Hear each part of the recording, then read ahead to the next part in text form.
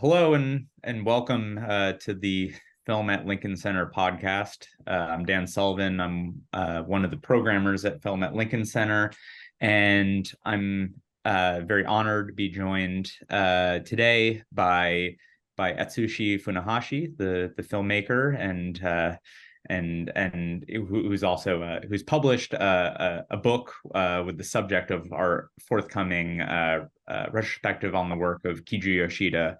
Um, uh, and we're also being joined by the scholar and filmmaker and critic Ethan Spigland, professor at Pratt University here in Brooklyn, who is likewise for me like a real Yoshida expert, someone who I've talked to about Yoshida many times over the years. So I'm very happy that they could both join us to talk a bit about Yoshida's life and work to sort of establish the context for our upcoming retrospective.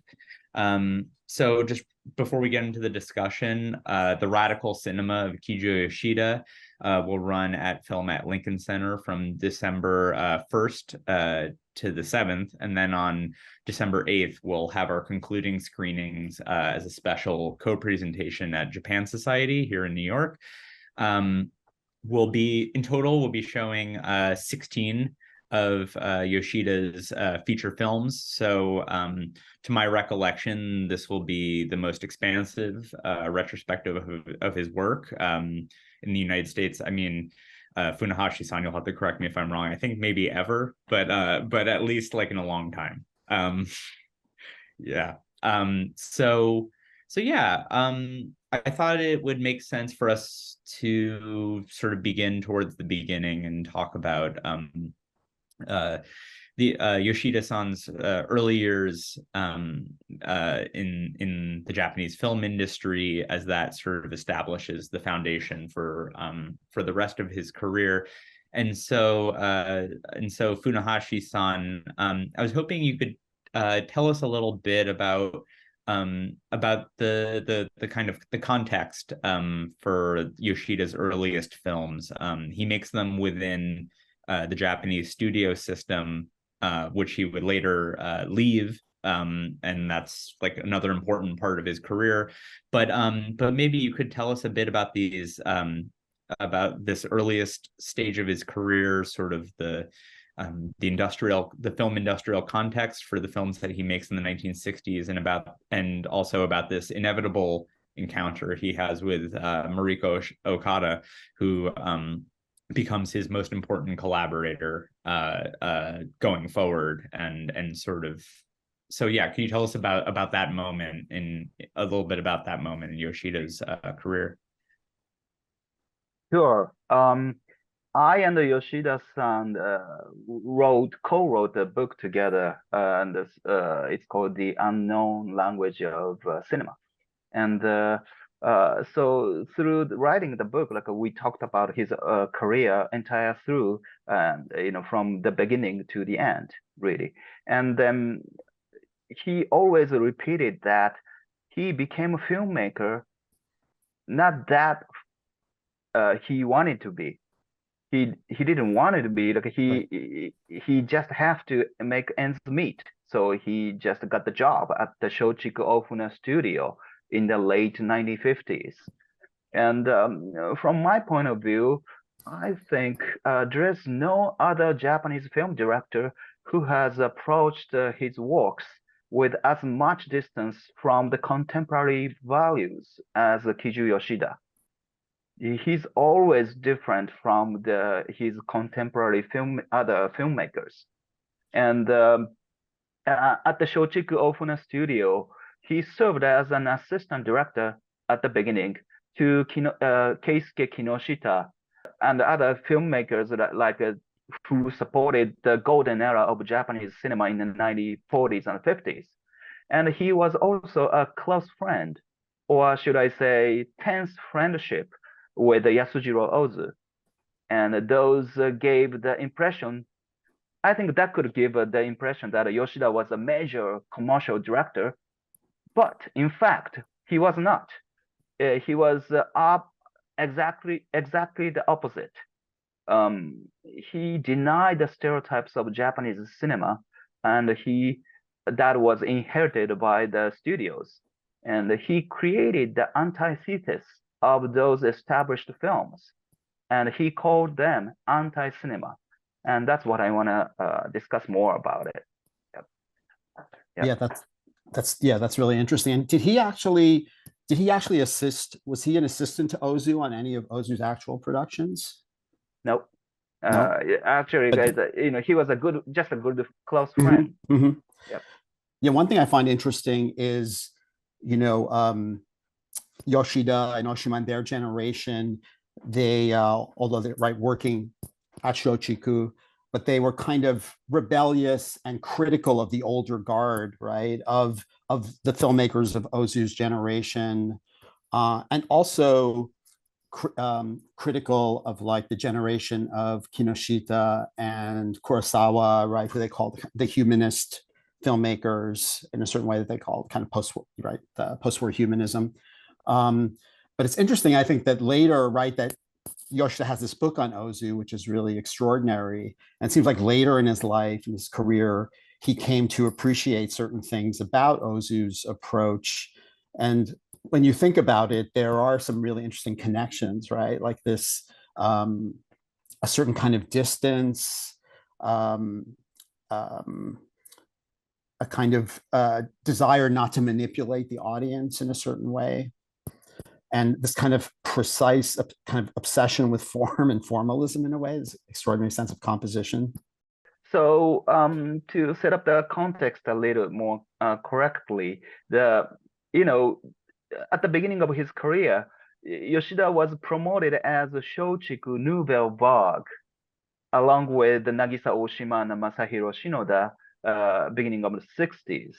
And then, it was just the commercial label.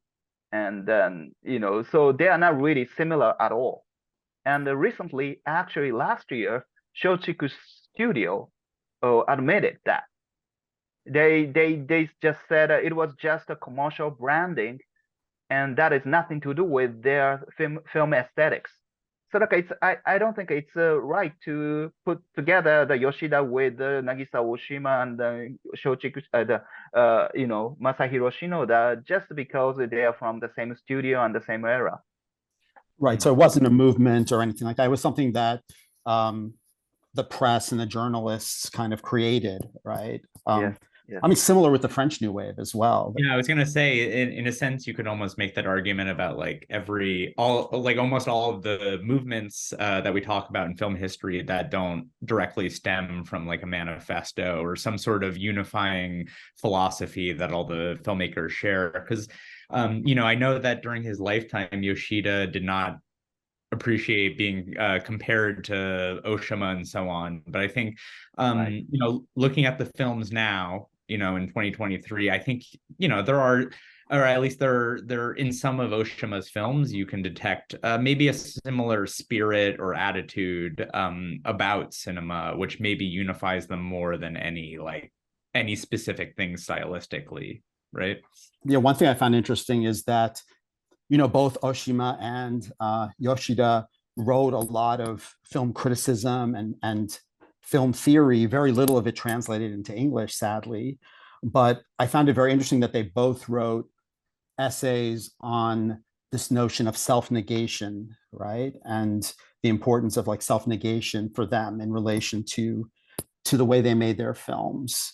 Which didn't necessarily mean exactly the same thing for both of them, but for Yoshida, that was in some ways an attempt to get outside of himself as the auteur. He believed that he was against sort of this kind of prefabricated commercial films that were very kind of selling a certain product to an audience, and wanted to create something more open, something more in dialogue with the audience, right? It seems like for him, film is always something relational between the director and the audience, between the director and the actors, performers, and he didn't necessarily want to impose a meaning onto his images, onto his will, onto his film. In fact, the Yoshida was conscious of what was going on back then in France. Uh, he denied back when he made Good for Nothing in 1960, that the ending of the film was very similar to the ending of Jean-Luc Godard's Breathless, and everybody talked about it. And then back then he denied he saw the film. But towards the end of his career, actually, after I started talking to him, like 5 or 6 years ago, he said he saw it. Actually, his remarks changed in years. I personally think he saw it before he made his debut film, and so I definitely think that he was conscious of what the Godard was doing at the same era. Yeah. Yeah. And one thing I think he shares with Godard to some degree, but yeah, and maybe also with Oshima a little bit. There's like the famous bit about Oshima resenting being called the Japanese Godard, and he said Godard was the French Oshima. But a kind of responsiveness to political trends, like the political climate in which he is making his films, and that also motivates at least in part, his movement away from like the commercial Japanese film industry, and starts pursuing his own work on his own terms, more focusedly. And so I was hoping, I think maybe both of you could speak to this a little bit about some like the kind of the relationship between cinema and politics in Japan in the late 1960s, going into the early 1970s, because this is kind of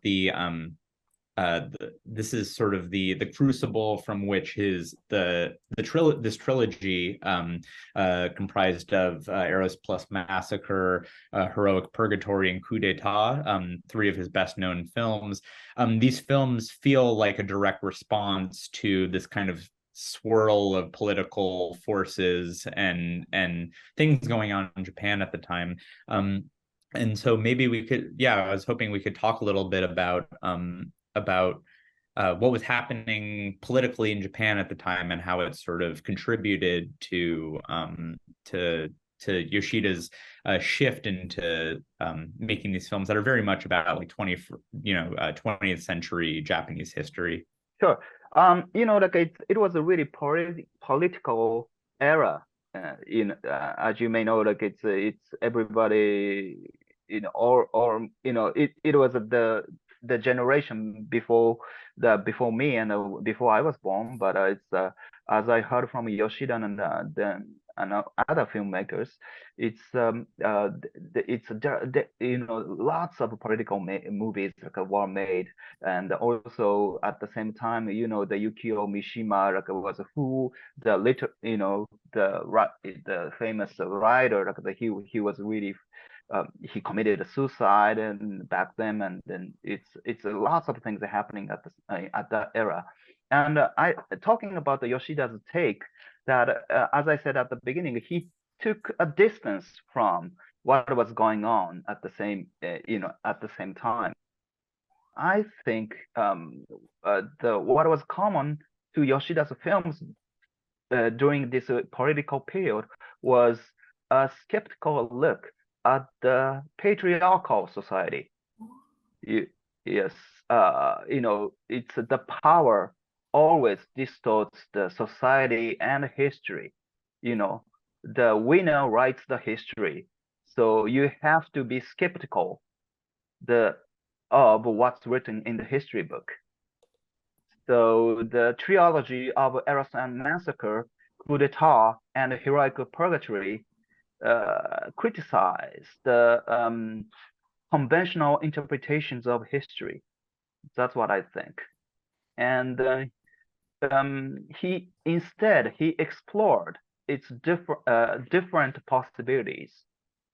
The event could have been like this, or could have been like that. So showing the multiple possibilities of what the history might have been. he portrayed the uncertainty of human existence in depth. That's what I think.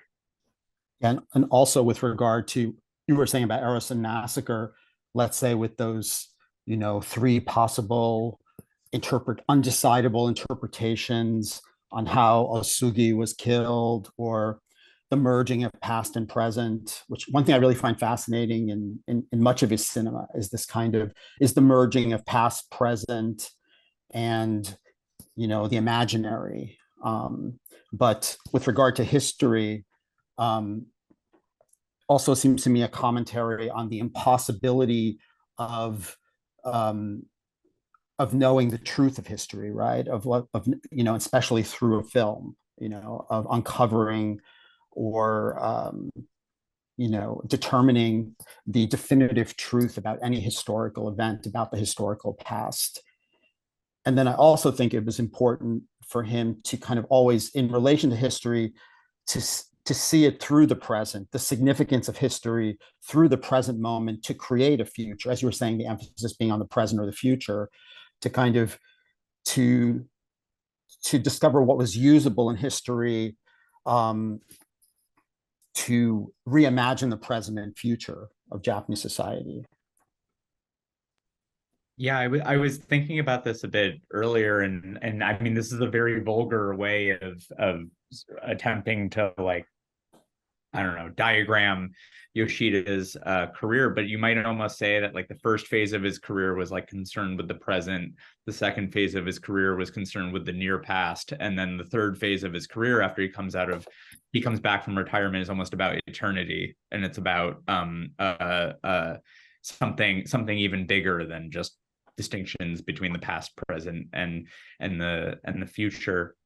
And so, yeah, with that in mind, I wanted to turn towards this third phase of his career after he, following coup d'état, he basically declares his work in cinema done, and retires from feature filmmaking until he reemerges in the 1980s with his film, which in English is entitled A Promise.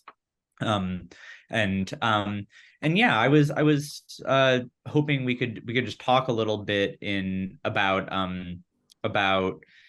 sort of different, how his approach, or your sense of how his approach to making films differed in the 80s versus what we saw in the 1960s and the early 70s. I think there you can at least detect like a kind of shift in some of his thematic concerns, maybe, in A Promise and in Wuthering Heights. And you also feel it, I think, at the level of form, at the formal level, where, of course, it makes sense. Someone working in the 1980s would make films that feel different than someone making similar films in the late 1960s and early 1970s. But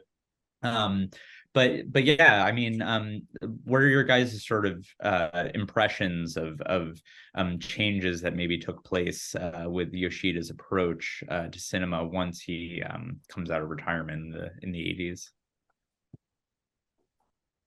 I don't know too much about the biographical details. I know one thing that led to his retirement was, he had like a tumor in his stomach and went a very serious operation, and was recovering from that. I know he spent some time in Mexico. I mean, just based on, not so much on his writings or biographical information, but on viewing the films. I mean, one thing that strikes me about like Wuthering Heights is, first of all, it's his only real period film, or his only real jidaigeki. And I think it's a really fascinating film, but it's also like, even in terms, there's something a little more classic about it in a way, like even in terms of the compositions. Certainly although it's a really fascinating adaptation, right, which is drawing on Bronte, but also Georges Bataille. Apparently, Georges Bataille was a big influence on it. Yeah, and I love the kind of primordial take it has on the story, on the Wuthering Heights story. But his, I'm just thinking, because one thing I love so much about Yoshida and some of the earlier work and like that, the period of the anti-melodramas, is this really kind of eccentric sense of composition and camera movement, point of view, very strange point of views, the use of reflections and mirrors and fragmentation.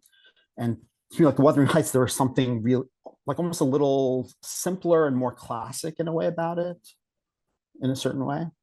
But almost like almost kind of like as a not an exercise, but as a gesture of like, look, I can do this as well. It's not just it doesn't have to just be off kilter staccato very like stylistically freewheeling and kind of idea second. I agree with you that even though it's the film is quite strange in a lot of ways, but it's also, there's something about its execution that maybe feels more classical compared to like films in the trilogy or so on. But it's almost like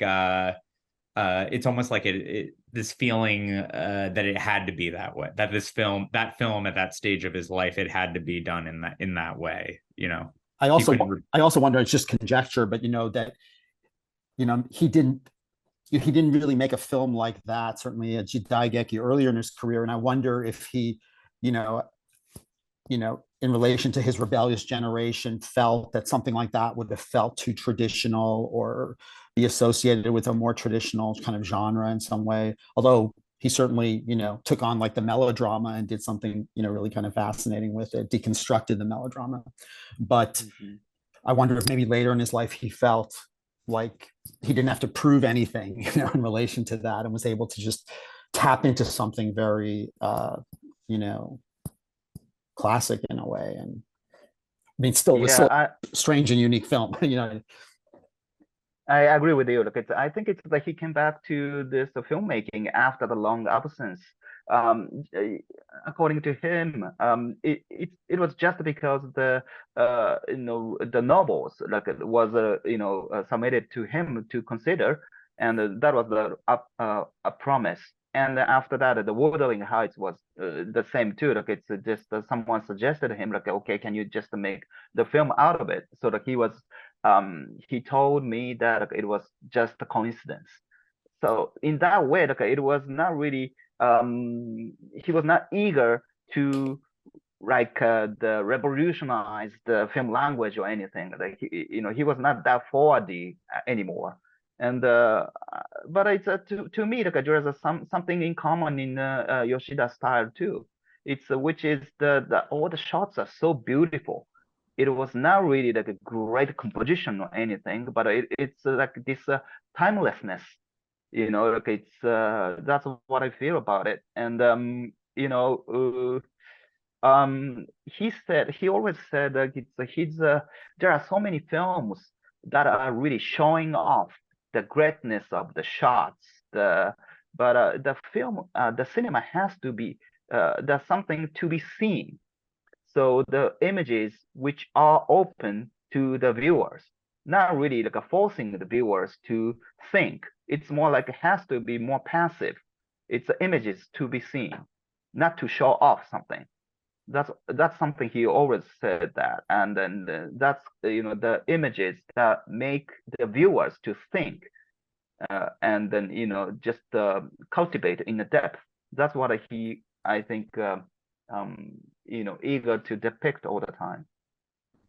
Yeah, that's really interesting. I mean, it seemed like he was really interested in, like, throughout his career, this sense that the image is something that's open, right? That's open to interpretation, where the audience participates and can think for themselves. But he talks about, I forgot where in an interview, about already in relation to his earlier films, like instead of composing like an actor, a close-up of an actor at the center of the frame, having the actor at the edge of the frame, perhaps having his or her face half cut off, so that in a certain sense there's something off screen, right, invoking the off screen which needs to be completed, right, which is somehow open. But I see what you mean, how that connects maybe even to this kind of later in some ways more classical but self-effacing style that's not it's not showing off in any way, but it also strikes me that maybe some of this, I mean, specifically like in the case of Wuthering Heights, maybe some of the kind of uncanny feeling has to do with the collapse of multiple times into one film. So it's it's Yoshida working as a filmmaker in the 1980s, making a film which adapts the Bronte novel from the 19th century, which is then being transposed into feudal Japan, and it's this kind of it's like historical overdetermination, which kind of causes everything to overheat, and you arrive at this this the time of that film feels distinct from the time period that it represents. It feels distinct from the time period that's in the source novel, and it feels distinct from the time in which Yoshida was making the film. So I think that's kind of that's part of the miracle of that film, or like maybe it's alchemy. But we were also talking about earlier I think Atsushi had mentioned a bit about Yoshida's critique of patriarchal society in Japan as part of his project, and I think that is especially manifest in his work with actresses throughout his career, and of course, that's nowhere better expressed than in the most important collaboration of his career with Maro Okada, who starred most of his worked on most of his films with him, and so on. And Funahashi-san, I was hoping you could tell us a little bit about sort of what you think, or just what your kind of reflections are on Yoshida's work with actresses specifically, and sort of the place of that in his work, and maybe more specifically in the case of his collaboration with Okada-san. Yeah, I think that she was the one who started talking to him when they were still belong to Shochiku of Funa Studio, and then she wanted him to be the director of Akitsu Springs. Actually, they had a contact before that film, but actually the film didn't happen. So, and when Okada Mariko chose the Akitsu Springs to be this celebration of 100 films of her career, she was at the age of 29, and she had already made 100 films. That was amazing.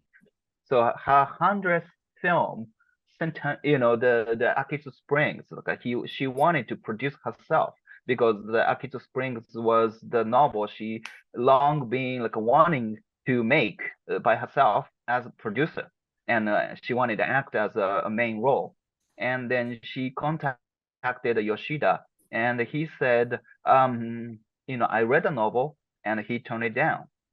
And then she said, okay, why was that? She was so pushing actually. And so she convinced Yoshida, and then he accepted in the condition that he can rewrite the entire script by himself. And then so it's when you read the original novel, actually it's not really it's not similar at all to the film at all.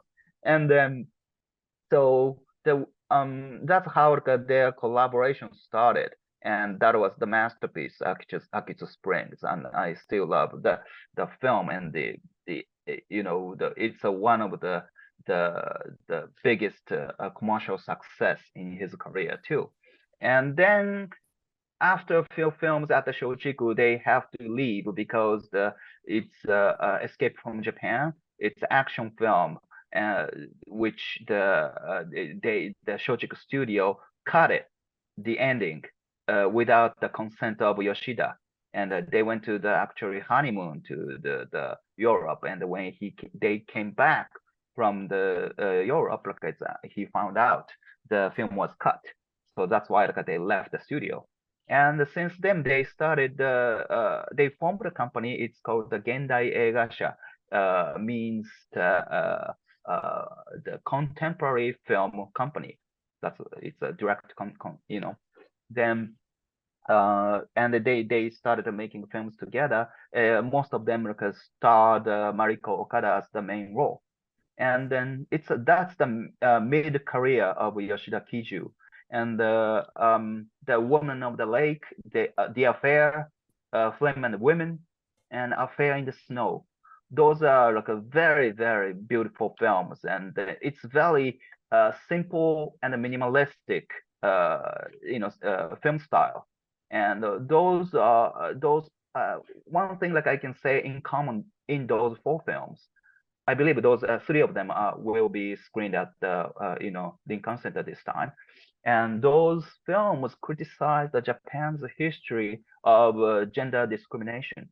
That's what I say. I think it's male-centered societies still dominate in East Asia, Japan, and human rights awareness and gender awareness were far behind. Still now too, but he criticized this discrimination within the patriarchal society. And yeah, no, go just to ahead. add, just to add to that, Yeah. no, it's Yeah. really interesting. But just to Yeah. add to that, and of course, and very much through her participation, we get a female perspective, right? And in relation to those stories, and in relation to more traditional Japanese melodramatic films, and an exploration of female desire, right?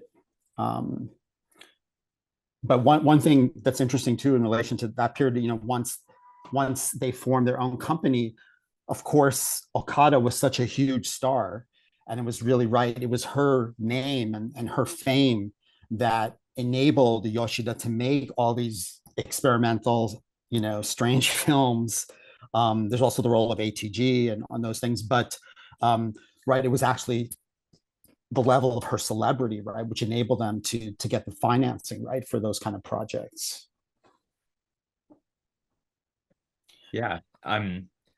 Yeah. And I know this will feel fast, but actually I'm about to ask my concluding question. But yeah, no, I mean, I think this discussion has been really valuable for me, at least, in sort of helping to frame some of my thinking as the retrospective approaches. But I thought it might be good, since I have you both here, to maybe share, like, as a parting sort of thing, to share some recommendations just from Yoshida's body of work. Like, if you had to pick and choose like films that you feel to be very indicative of his career. I have my things that I would suggest to everyone, but maybe that's manifest in the way that we've been presenting the series. But I'd love to hear from both of you, just like one, a film or two that maybe you would really encourage people who don't know Yoshida's work that well to come check out while the retrospective is going on, because this is going to be a pretty rare opportunity, I think, to see a lot of his films on 35 millimeter and 16 millimeter in a cinema. And who knows when this opportunity will come back again. So maybe Ethan, maybe you could start this one? Yeah, I mean, it's a hard question, but one I would definitely recommend is A Story Written with Water, because among other things, it was really the first film he made with more complete freedom once, under the aegis of his new company. And there's really there's a sense of experimentation, of being able to try all these things that maybe he couldn't have done before. And I find the film fascinating in the way it kind of merges, again, past, present, and sort of the imagination in this kind of seamless and indiscernible ways, right? Where there's just these seamless shifts from present to past, to dreams, to fantasies, and stylistically it's really extraordinary. And some of the compositions, the way he's really pushing things, playing with disjunctions and eccentric compositions. But and when I watch, I really get the sense of someone who had all these ideas he wasn't able to completely pursue in the studio system and suddenly able to just experiment and try all these things. Kind of like maybe like someone really being permitted to think with the camera on their own terms for the first time in their career. Yeah, I think so. Certainly, we're talking a little bit about politics before, and certainly Yoshida is very much a filmmaker concerned, as you said a while back, about the relationship between aesthetics and politics. But I think very often, although the content of the films is important, the almost the effects and the stylistic effects are as important from a political perspective as the content. And let's see, should do for members of our audience who perhaps this will be the first time they've had an opportunity to see a film by Yoshida, what would you direct them to? I like personally Promise, but I don't recommend to see the film from the first place. Actually, it looks really conventional when you look at it, the straightforward, if you don't know the Yoshida. And I highly recommend watching his career chronological way. So first in the studio era, especially, I would say Blood is Dry. It's a masterpiece, and 18 Who Calls a Storm. Those are another masterpiece too. And then it's very experimental within this studio system. So it looks really conventional setups, but actually what he's trying to do, for example, 18 Who Calls a Storm, like it's actually you characterize the 18 young boys as one character, which is impossible to do, and it is a very interesting film. And also the Akitsu Springs, another masterpiece melodrama. So watch those studio era masterpieces, then move on to independent films, and those how he explored all those avant-garde compositions with those the films with the Mariko Okada. Then the political trilogy are really massive too. It's a very interesting, especially coup d'etat. He's after making the film, he said he did everything that he can do in the cinema expression. So he has nothing to do. In that way, I think the coup d'etat is really extreme beauty.